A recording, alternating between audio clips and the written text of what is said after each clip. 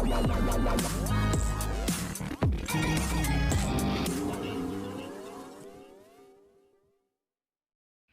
भारत पर टेलीकास्ट होने वाला आप सबका super favourite show Radha Krishna की कहानी के आज रात के एपिसोड में दिखाया जाएगा कि राधा कृष्ण से बातचीत करती हुई नजर आएंगी और कहेंगी कि मुझे हनुमान की शक्तियों के बारे में कुछ बताओ।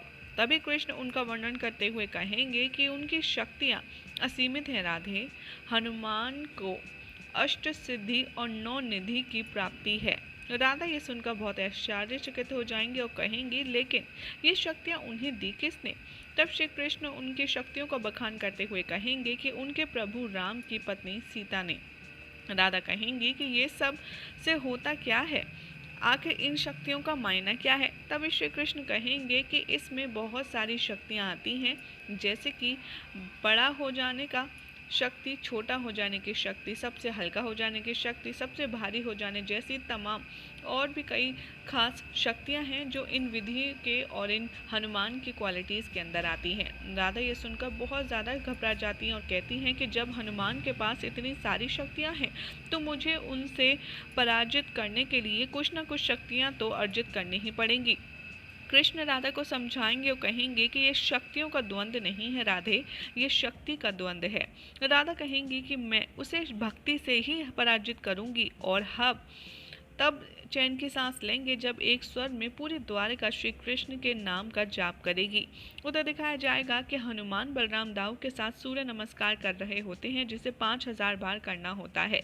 हनुमान जी तो फटाफट 5000 बार सूर्य नमस्कार कर लेते हैं, लेकिन हनुमान जी को देखकर बलराम दाऊ काफ़ी ज़्यादा हैरान हो जाते हैं और वो नहीं कर पाते, जिसे देखते हुए हनुमान जी कहते हैं कि मैं आज आपको छोड़ूंगा नहीं, आपको पूरा 5000 बार सूर्य नमस्कार करना ही होगा। दाऊ कहेंगे कि मैं सूर्य नमस्कार क्यों करूं, वैसे तो आपने बालपन में ही उन्हें खा लिया था, उन्हें निगल गए थे। हनुमान जी कहते हैं कि उस समय मैं बालक था, नादान था, लेकिन अब मैं विवेकपूर्ण हूँ और सब जानता हूँ। सूर्य नमस्कार करने से हमारी शक्तियाँ और भी ज़्यादा बढ़ जाती हैं, अच्छी अच्छी शक्तियों का संचार होता है, जिसे आप द्वारिका वासियों की सेवा में लगा सकते हैं।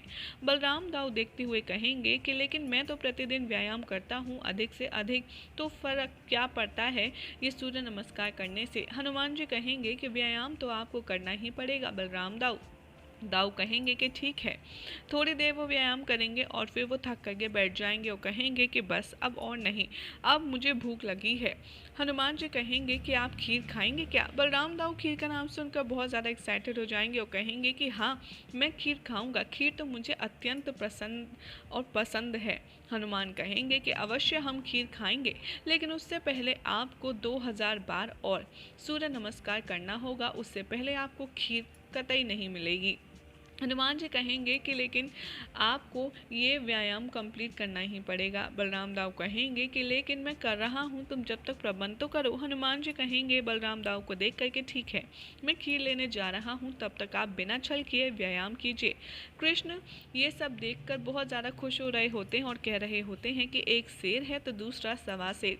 उधर दाऊ जैसे ही हनुमान जी खीर को अर्जित करने के लिए जाते हैं, वो तुरंत सो जाते हैं और सोचते सोचते खीर के बारे में उनकी नींद लग जाती है। उधर दिखाया जाएगा कि राधा सोच में पड़ी होती हैं कि आखिर वो शक्ति अर्जित करने के लिए किससे मदद लें। तभी वो सोचती हैं कि देवी पार्वती मेरी सहेली, उन्हीं से मैं मदद मांगती हूँ। वो देवी पार्वती को सहायता करने के लिए आवाहन करती हैं। उधर पार्वती माता महादेव की सोच में डूबी होती हैं और सोच रही होती हैं कि जब से महादेव गए हैं कैलाश पर बहुत ज़्यादा शांति शांति हो गई है, मेरा मन भी नहीं लग रहा है।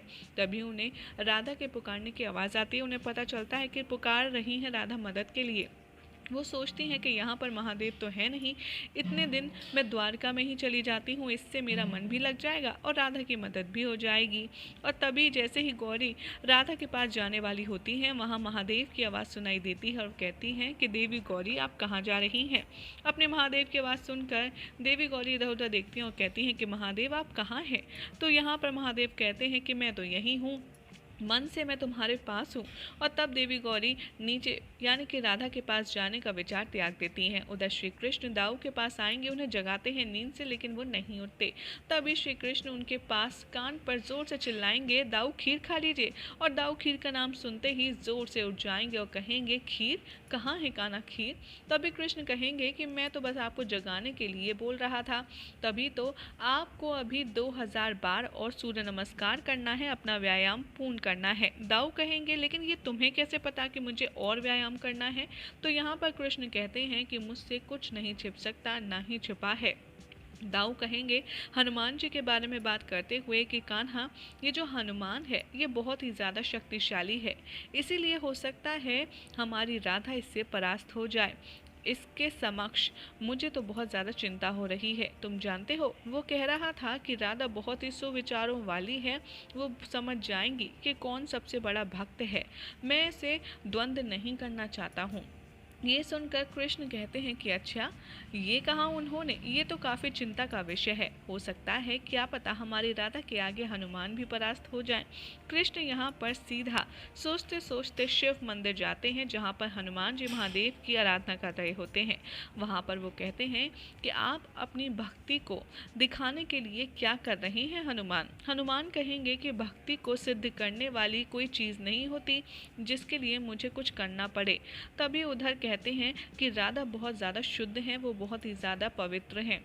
मैं नहीं चाहता कि मैं उन्हें समस्त प्रजा के सामने लज्जित करूं, इसीलिए वो स्वयं ही समझ जाएंगी कि कौन ज़्यादा बड़ा भक्त है, और मैं ये प्रतियोगिता अब नहीं करना चाहता हूँ। ये बात सुनकर कृष्ण बहुत ज़्यादा अपसेट हो जाएंगे और वो कहते हुए नजर आएंगे कि ये क्या हो रहा है, ये क्या कह रहे हैं आप हनुमान। मुझे तो ये समझ नहीं आ रहा कि अगर हनुमान अपनी भक्ति सिद्ध नहीं कर पाएंगे तो द्वारका वासियों को कैसे समझ में आएगा कि असली भक्ति क्या होती है।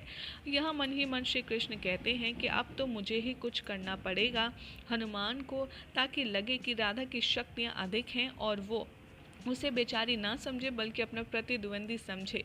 कृष्ण यहाँ पर राधा के पास वापस जाते हैं और कहते हैं कि राधे, ये तुम क्या कर रही हो।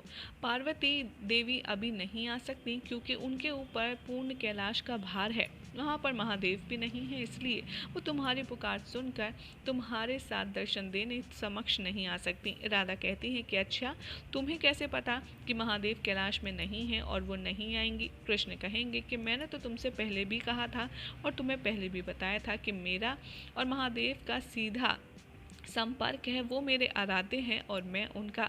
राधा ये बात सुनकर कृष्ण का मजाक उड़ाने लगती हैं और उनकी इस बात पर विश्वास नहीं करती। यही हो जाएगा आज रात के एपिसोड का एंड, जिसके बाद कल रात के एपिसोड में क्या कुछ दिखाया जाएगा आपको बताएंगे हम अपनी अगली रिपोर्ट में।